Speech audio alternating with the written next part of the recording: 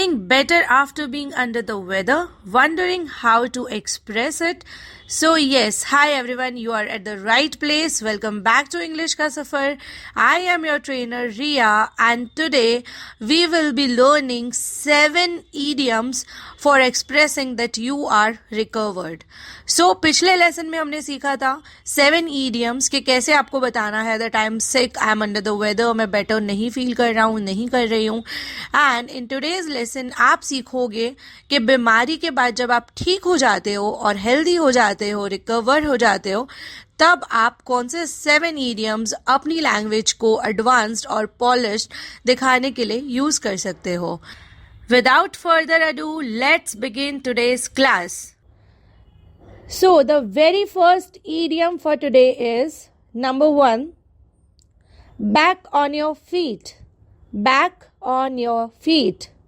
Back, B-A-C-K, back, on, O-N, your, Y-O-U-R, your, feet, F-E-E-T, feet.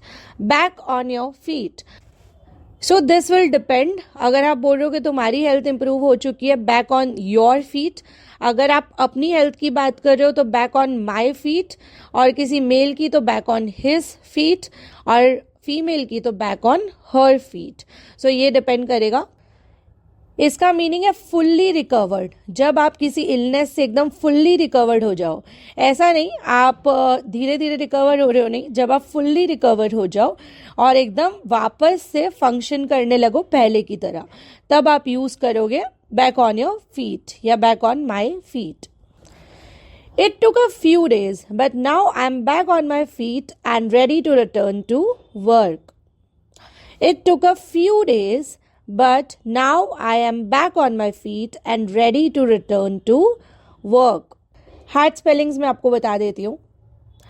It took, T-O-O-K, took, a few, F-E-W, few, days, D-A-Y-S, days, but, B-U-T, but, now, N-O-W, now, I am back on my feet, I am back on my feet, and ready, R-E-A-D-Y, ready, to, T-O, return, R-E-T-U-R-N, return, to work, T-O-W-O-R-K, work. इसका क्या meaning है? इसका मतलब है कुछ दिन लगे पर अब मैं अपने पैरों पर हूँ. अपने पैरों पर हूँ मतलब अब मैं एकदम फिट एंड फाइन हूँ.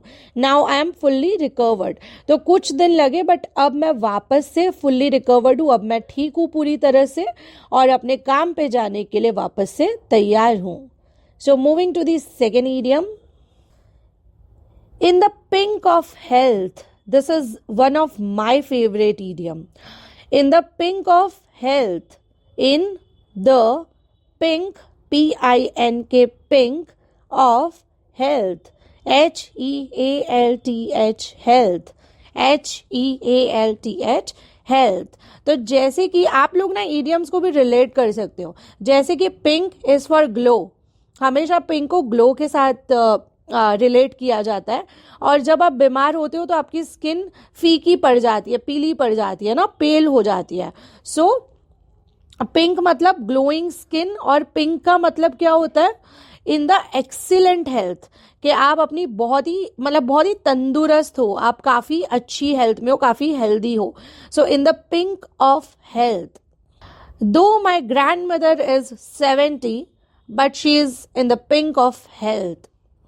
दो, T-H-O-U-G-H, though, my grand mother, G-R-A-N-D, grand, mother, M-O-T-H-E-R, mother, is 70, but she is, B-U-T, but she is, S-H-E, she is, in the pink of health. इसका क्या मीनिंग है? इसका मीनिंग है दो my grand mother is 70, हालांकि मेरी दादी, मतलब grand mother can be your दादी, योर नानी, ठीक है. सो हालांकि मेरी नानी या मेरी दादी 70 ईयर्स की है, 70 की हो गई है, but she is in the pink of health. But वो काफी एक्सीलेंट हेल्थ में है, उन्हें कोई भी प्रॉब्लम नहीं है. एज के साथ साथ प्रॉब्लम्स आने लगते हैं, तो हम ये बताना चाहते हैं कि हालांकि वो 70 की है, but she is in the pink of health. मैंने आपको फैमिली रिलेशंस वाले यूनिट में करवाया था कि नानी के लिए अलग से कैसे वर्ड यूज करोगे और दादी के लिए. So write down in the comment box कि नानी और दादी को डिफ्रेंशिएट कैसे करेंगे. Next idiom, right as rain. Right as rain, RIGHT, right as AS, rain RAIN, rain, right as rain. इसका क्या मीनिंग है? कंप्लीटली वेल, एकदम अच्छे से ठीक हो जाना और वापस से सही से फंक्शन करना, जैसे कि हमने ऊपर भी देखा था. सो क्या बोला मैंने? Right as rain. A couple of days of rest and I will be right as rain. A couple of days of rest and I will be right as rain. A couple, COUPLE, couple of days, DAYS, days of OF, rest, REST, rest, and AND, I will, WILL, will, be, BEB, right as rain. इसका क्या meaning है? Couple of days मतलब 2-3 दिन. Couple मतलब क्या होता है? 2 ना. सो कपल ऑफ डेज मतलब 2-3 दिन. जब हम बोलते हैं 2-3 मिनट तो couple of minutes, couple of days, right. तो 2-3 दिन. A couple of days of rest मतलब 2-3 दिन में रेस्ट करूंगा और I will be right as rain, और मैं वापस से ठीक हो जाऊंगा, वापस से फुल्ली रिकवर हो जाऊंगा. Up and about, up and about, UP, up, and AND, about, ABOUT, about, up and about.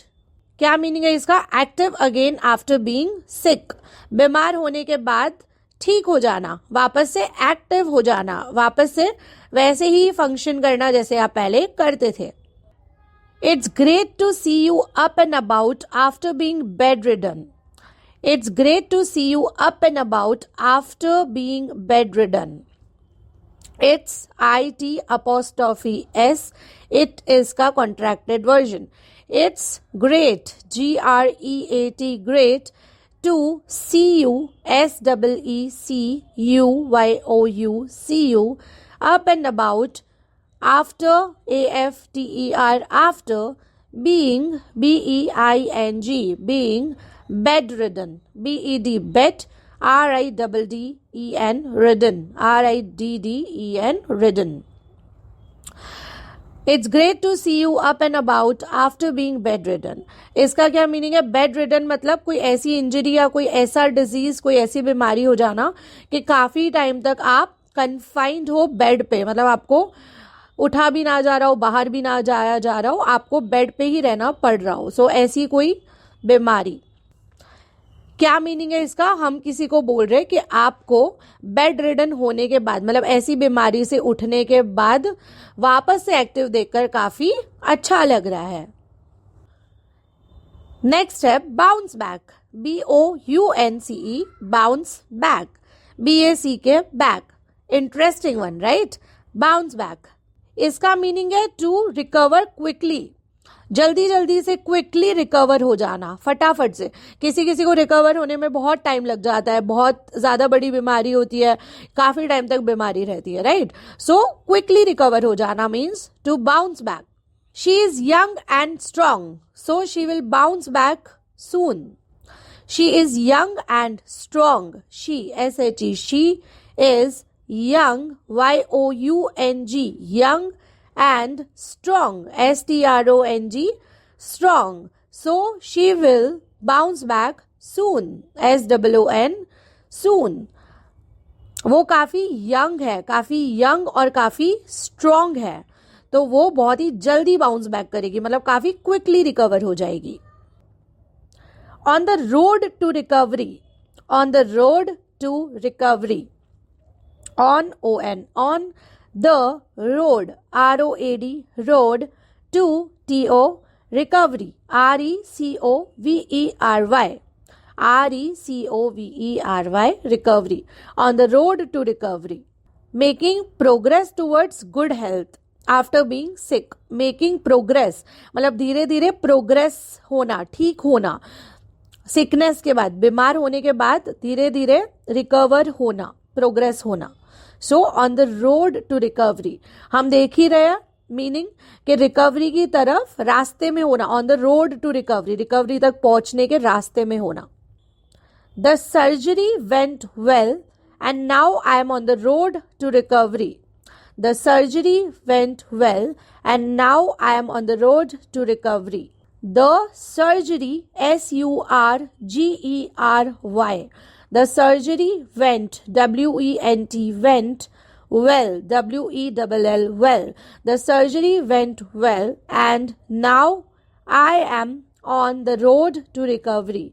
क्या मेरी जो सर्जरी है वो काफ़ी अच्छे से हुई और अब मैं रिकवरी के रास्ते पे हूँ, मतलब मैं धीरे धीरे रिकवर हो जाऊंगा या हो जाऊंगी.